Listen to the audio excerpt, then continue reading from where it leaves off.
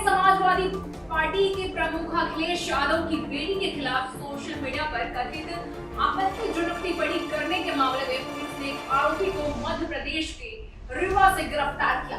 Cyber थाने में दर्ज FIR के आधार पर की गई जांच में आरोपी की पहचान नागेश्वर सिंह बघेल के रूप में हुई। हालांकि कोर्ट में पेशी के दौरान न्यायालय ने रिमांड देने से इनकार करते हुए आरोपी को रिहा कर दिया। अदालत ने यह भी सवाल उठाया कि जमानती धाराओं वाले मामले में गिरफ्तारी क्यों की गई और संबंधित पुलिस कर्मियों के खिलाफ विभागीय जांच के आदेश दिए हैं। फिलहाल मामले को लेकर कानूनी प्रक्रिया जारी है। अगली खबर लखनऊ से है, जहां नगर निगम की कार्यकारिणी समिति के चुनाव में सभी 6 सदस्य निर्विरोध निर्वाचित हो गए हैं। इनमें 5 पार्षद भारतीय जनता पार्टी और 1 पार्षद समाजवादी पार्टी से चुनी गई है। खास बात यह रही कि समाजवादी पार्टी ने अंतिम समय में अपना प्रत्याशी बदलते हुए यावर हुसैन रेशू की जगह ममता रावत को उम्मीदवार बनाया। कार्यकारिणी समिति नगर निगम के वित्तीय और प्रशासनिक फैसलों में अहम भूमिका निभाती है। पदों के मुकाबले अधिक उम्मीदवार नहीं होने की वजह से चुनाव की जरूरत नहीं पड़ी और सभी सदस्य निर्विरोध चुन लिए गए। यूपी पुलिस कांस्टेबल भर्ती परीक्षा में शामिल अभ्यर्थियों के लिए बड़ी खबर है।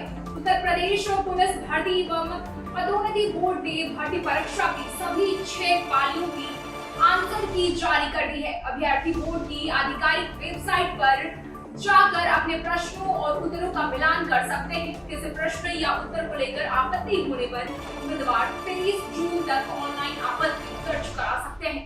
बता दें कि इस भर्ती प्रक्रिया के तहत प्रदेश में 32,669 कांस्टेबल पदों पर भर्ती की जानी है। नोएडा में मेडिकल प्रवेश परीक्षा नीट यूजी की पुनर्परीक्षा शांतिपूर्ण तरीके से संपन्न हो गई है। जिले में बनाए गए 23 परीक्षा केंद्रों पर करीब 10,802 अभ्यर्थियों ने परीक्षा दी। परीक्षा की सुरक्षा और निष्पक्षता सुनिश्चित करने के लिए लगभग 1,000 पुलिसकर्मी तैनात किए गए थे।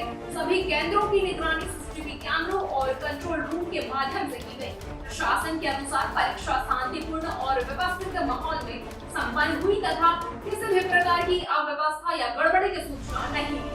आगरा में सिकंदरा पुलिस और बदमाशों के बीच देर रात मुठभेड़ हो गई। पुलिस ने परफेक्ट शू फैक्ट्री के बाहर हुई फायरिंग और लूट की कोशिश के मामले में 3 आरोपियों को गिरफ्तार किया है। पुलिस के मुताबिक गिरफ्तारी के दौरान बदमाशों ने फायरिंग कर भाग जाने की कोशिश की, जिसके जवाब में हुई कार्रवाई में 2 आरोपी गौरव उर्फ शनि और जनसूर्या पैर में गोली लगने के कारण घायल हो गए, जबकि तीसरे आरोपी अशोक को मौके से गिरफ्तार कर लिया गया। आरोपियों के कब्जे से 3 अवैध तमंचे, कारतूस और 1 अपाची बाइक बरामद हुई है। पुलिस का दावा है कि 18 जून को ठेकेदार को गोली मारने और लूट की कोशिश की घटना का भी खुलासा हो गया है। घायल आरोपियों को इलाज के लिए अस्पताल भेज दिया गया। देखिए ये रिपोर्ट। अरे थाना जैतपुर में मुठभेड़ की क्या सूचना है? मुकदमा अपराध संख्या 45/26 का वांछित अभियुक्त की मुखबिर जरिए सूचना मिली कि अभियुक्त कमतरी यमुना ब्रिज से फिरोजाबाद भागने की फिराक में है। इसी दौरान पुलिस और सर्विलांस टीम के साथ अभियुक्त की मुठभेड़ हुई। जवाबी कार्रवाई में अभियुक्त के दाहिने पैर में गोली लगी। अभियुक्त के पूछने पर उसने अपना नाम सोमेश पारासर पुत्र कन्हैया लाल ग्राम रूपपुरा थाना जैतपुर बताया। अभियुक्त के पास से आला कत्ल बरामद हुआ है तथा अभियुक्त के उपचार हेतु अस्पताल भेजा गया है और अग्रिम विधिक कार्रवाई प्रचलित है। आगरा से इस वक्त की बड़ी खबर सामने आ रही है। जैतपुर पुलिस और एक वांछित आरोपी के बीच देर रात मुठभेड़ हो गई। पुलिस की जवाबी कार्रवाई में आरोपी पराशर के पैर में गोली लगी, जिसके बाद उसे गिरफ्तार कर अस्पताल में भर्ती कराया गया। पुलिस के मुताबिक सोमेश पराशर 18 जून को रूपपुरा गांव में हुए प्रदीप मिश्रा हत्याकांड का मुख्य आरोपी है। पूछताछ में उसने हत्या की वारदात को अंजाम देने की बात स्वीकार की है। आरोपी के कब्जे से एक 315 बोर का तमंचा, जिंदा कारतूस और खोखा बरामद हुआ है। पुलिस का कहना है कि बरामद तमंचा हत्याकांड में इस्तेमाल होने की पुष्टि हुई है और मामले की आगे कार्रवाई की जा रही है। देखिए रिपोर्ट। क्या घटना है मैम? दिनांक 20/6/2026 को थाना सिकंदरा क्षेत्र अंतर्गत पुलिस द्वारा चेकिंग की जा रही थी, जिसके दौरान एक मुठभेड़ हुई। पुलिस द्वारा सेल्फ डिफेंस में फायरिंग की गई, जिसमें 2 व्यक्ति गौरव एवं सनी घायल हुए हैं। पूछताछ दौरान ये पाया गया कि दिनांक 18/6/2026 को परफेक्ट शूज़ कंपनी के सामने बंटी सिकरवार के साथ इन अभियुक्त गणों द्वारा लूट का प्रयास किया गया था। लूट का प्रयास विफल होने पे इनके द्वारा फायरिंग की गई थी। साथ ही साथ इनके तीसरे साथी अशोक को भी गिरफ्तार किया गया है। उक्त अभियुक्तों के पास से 3 तमंचे एवं घटना में प्रयुक्त अपाचे मोटरसाइकिल भी बरामद की गई है। घायलों को उपचार के लिए जिला अस्पताल भेज दिया गया है एवं विधिक कार्रवाई अमल में लाई जाएगी। थाना सिकंदरा द्वारा घटना का सफल अनावरण किया गया। आगरा से एक दुखद खबर सामने आई है, जहां शाहगंज थाना क्षेत्र के 12 खंभा इलाके में एक जूता कारोबारी ने कथित तौर पर फांसी लगाकर आत्महत्या कर ली। आत्महत्या से पहले युवक ने सोशल मीडिया पर एक पोस्ट साझा कर आत्महत्या से अपनी पत्नी, साले और सास पर मानसिक और आर्थिक प्रताड़ना के आरोप लगाए। उसने लगातार पैसों की मांग किए जाने का भी दावा किया है। सूचना मिलने पर पुलिस मौके पर पहुंची और शव को पोस्टमार्टम के लिए भेज दिया। पुलिस ने मृतक का मोबाइल फोन और सोशल मीडिया पोस्ट की जांच के दायरे में ले लिया है। फिलहाल सभी आरोपों और परिस्थितियों की गहन जांच की जा रही है। आगरा से इस वक्त की सबसे बड़ी खबर सामने आ रही है। ताजगंज थाना क्षेत्र के श्याम लाल मार्ग पर जमीन विवाद को लेकर एक युवक को गोली मार दी गई। बाइक सवार बदमाशों ने परचून दुकान गौरव राठौर पर फायरिंग की, जिसमें गोली उसकी जान में जा लगी।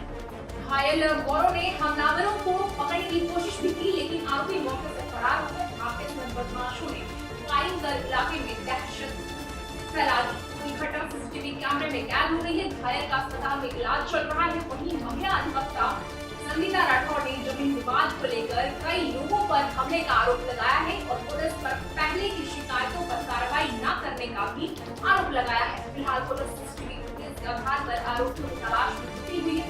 देखिए ये रिपोर्ट। मैं संगीता जी, क्या मामला है आज? मैं तो दवा लेने गई थी जी। 2 लोग स्कूटर पर आए थे। उन्होंने दुकान पर आया, एक उसने 3 फायर किए, वो नीचे उतर के आया है, फिर एक फायर और किया है, फिर उसने पकड़ भी लिया है भाई ने उसको, फिर उसने और फायर किए।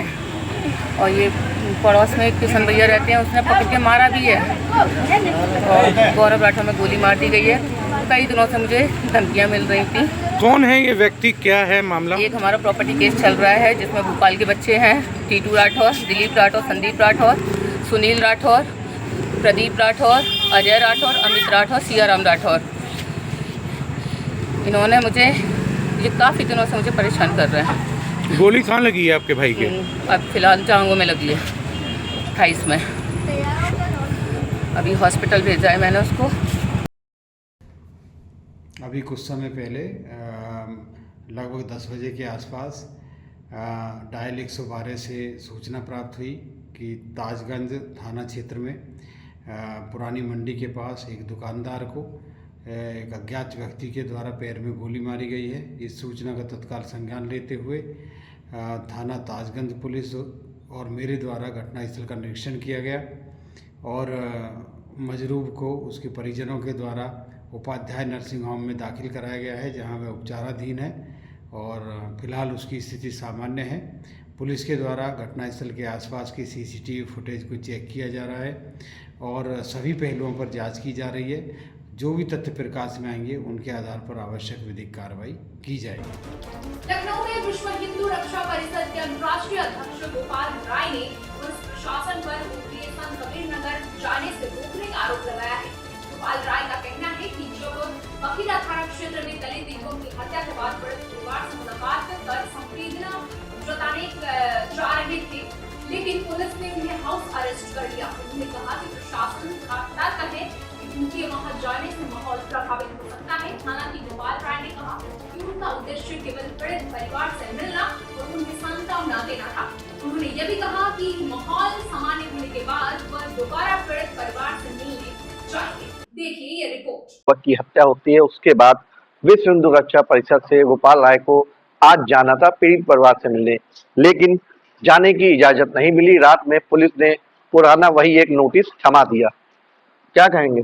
फिर नोटिस थमा दिया। नहीं, पुलिस को ये था कि ये बड़ा संगठन है और ये अगर जाएंगे तो हजारों की संख्या में लोग जाएंगे, वहाँ कानून व्यवस्था ध्वस्त हो सकती है, क्योंकि हत्यारा जिहादी था, मुस्लिम था, और हत्या जिसकी हुई है वो मुस्लिम नहीं था, वो हिंदू और दलित बेटा था। उसके परिवार को सांत्वना देने के लिए हम लोग जा रहे थे, लेकिन प्रशासन को ये था कि ये जाएंगे तो कानून व्यवस्था गड़बड़ हो सकता है।